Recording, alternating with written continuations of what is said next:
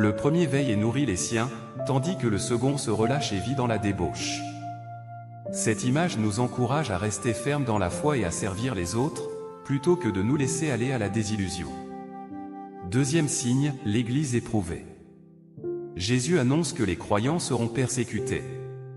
Cliquez sur la photo de mon profil, et dans ma bio, vous trouverez un groupe d'études bibliques gratuites, où nous étudions la parole du Seigneur tous les soirs pour nous préparer à l'accueil du retour du Seigneur. On vous livrera à la tribulation et l'on vous fera mourir, vous serez haïs de toutes les nations à cause de mon nom.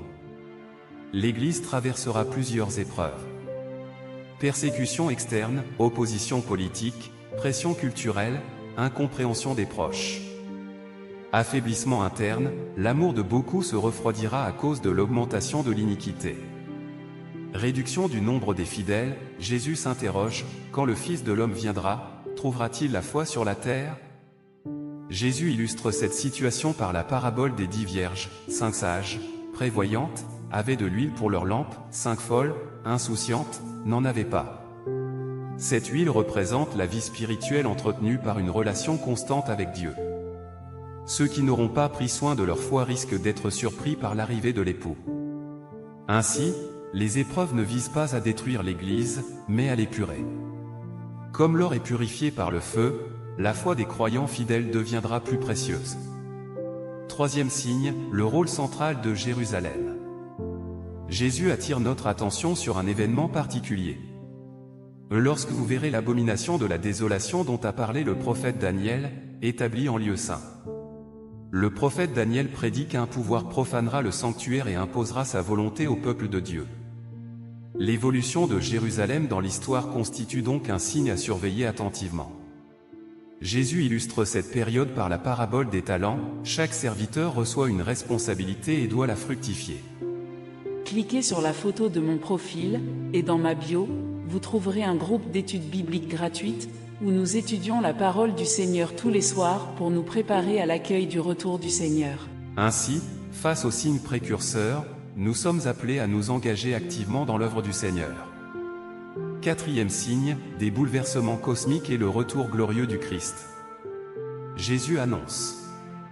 Aussitôt après ces jours de détresse, le soleil s'obscurcira, la lune ne donnera plus sa lumière, les étoiles tomberont du ciel et les puissances des cieux seront ébranlées. Ces bouleversements précéderont la manifestation glorieuse du Christ. Alors le signe du Fils de l'homme paraîtra dans le ciel. Ils verront le Fils de l'homme venant sur les nuées du ciel avec puissance et une grande gloire. Le retour du Christ marquera la séparation finale entre les justes et les impies, comme le berger sépare les brebis des boucs. Ce jugement ne sera pas arbitraire, mais basé sur nos choix et notre fidélité. Conclusion, un appel à la vigilance et à l'engagement. Jésus ne révèle pas le moment exact de son retour. Quant à ce jour et à cette heure, personne ne les connaît, ni les anges des cieux, ni le Fils, mais le Père seul. L'essentiel n'est pas de déterminer la date, mais de veiller et de nous préparer. L'Apocalypse nous rappelle. Voici, il vient avec les nuées. Tout œil le verra, même ceux qui l'ont percé. Ce sera un jour de tristesse pour ceux qui l'auront rejeté, mais un jour de joie pour les fidèles qui entreront dans son royaume éternel. Soyons donc vigilants, fermes dans la foi et fidèles à notre appel, en attendant avec espérance le retour glorieux de notre Seigneur. Cliquez sur la photo de mon profil, et dans ma bio, vous trouverez un groupe d'études bibliques gratuites, où nous étudions la parole du Seigneur tous les soirs pour nous préparer à l'accueil du retour du Seigneur. Les signes de la fin des temps selon Matthieu 24. L'Évangile selon Matthieu, chapitre 24, rapporte une conversation entre Jésus et ses disciples. Alors qu'il lui montre les bâtiments du temple, Jésus leur annonce. Voyez-vous tout cela? En vérité, je vous le dis, il ne restera pas ici pierre sur pierre qui ne soit renversée. Cette déclaration bouleverse les disciples, qui lui demandent aussitôt. Et dis-nous quand cela arrivera et quel sera le signe de ton avènement et de la fin du monde? Cette question, posée il y a 2000 ans, demeure essentielle pour les croyants d'aujourd'hui.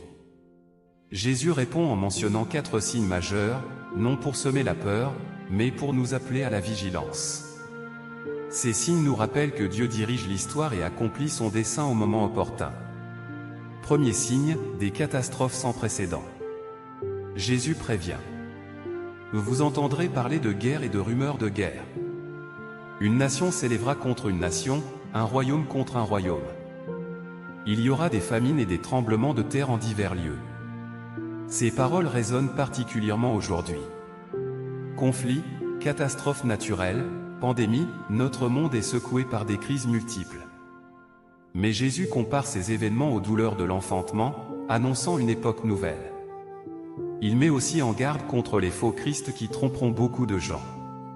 Certains se présenteront comme des sauveurs, apportant de fausses espérances et semant la confusion spirituelle.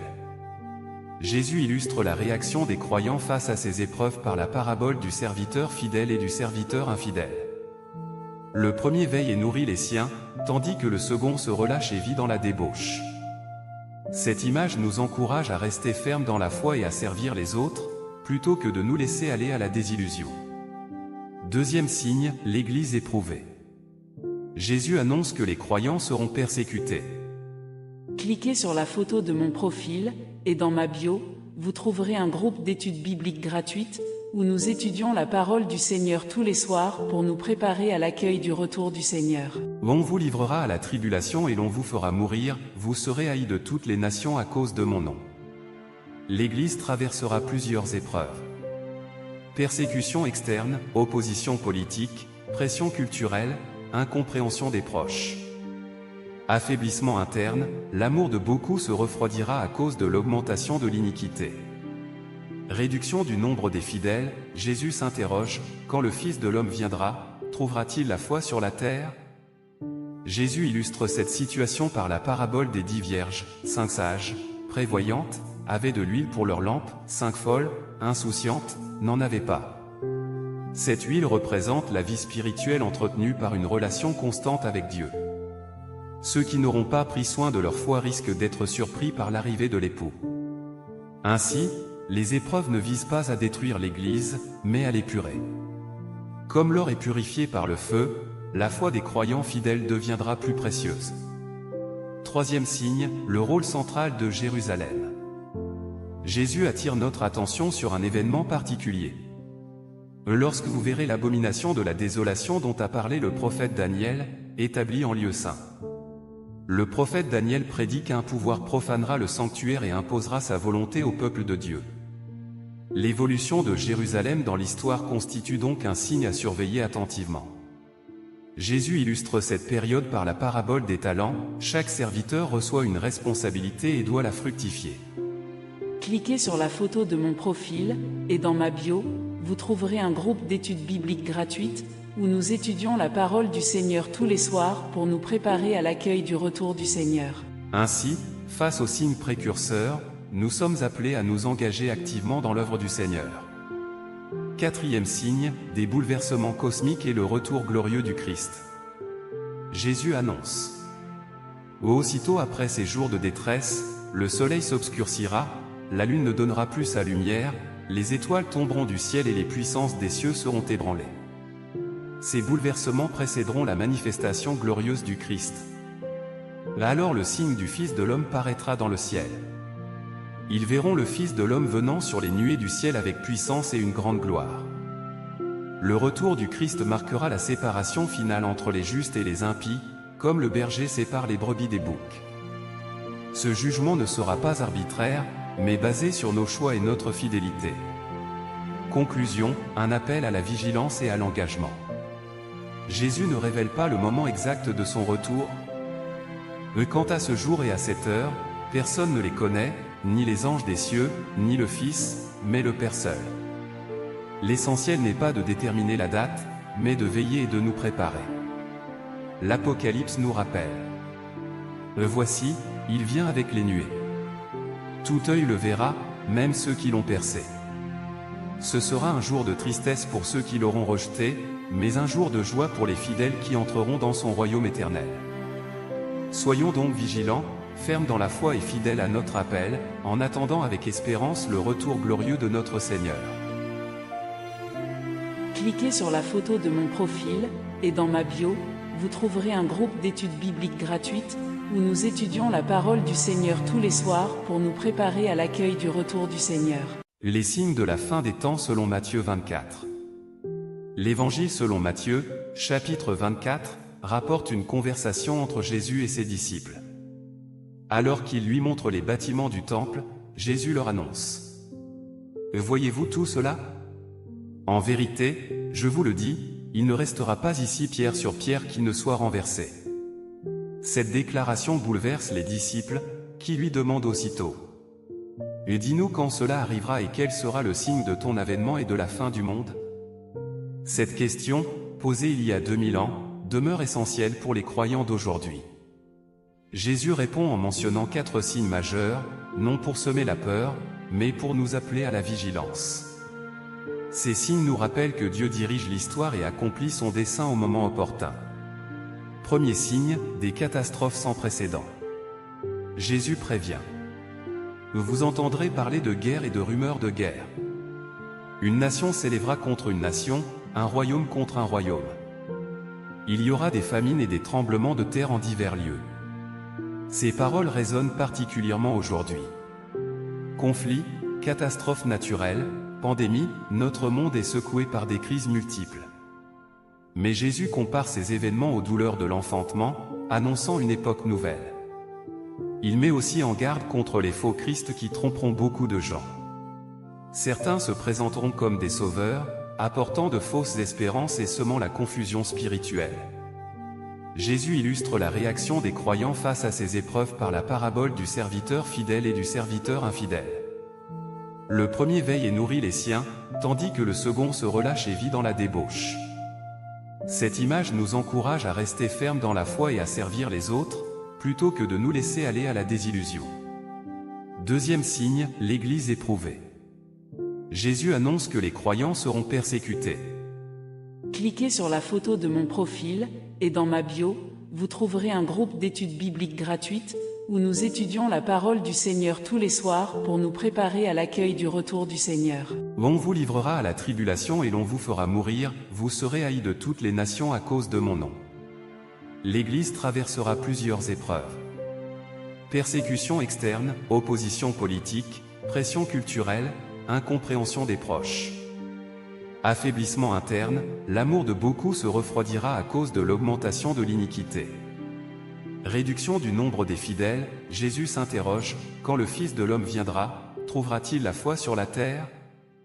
Jésus illustre cette situation par la parabole des 10 vierges, 5 sages, prévoyantes, avaient de l'huile pour leurs lampes, 5 folles, insouciantes, n'en avaient pas.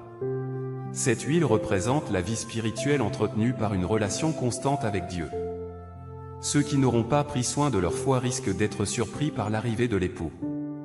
Ainsi, les épreuves ne visent pas à détruire l'Église, mais à l'épurer.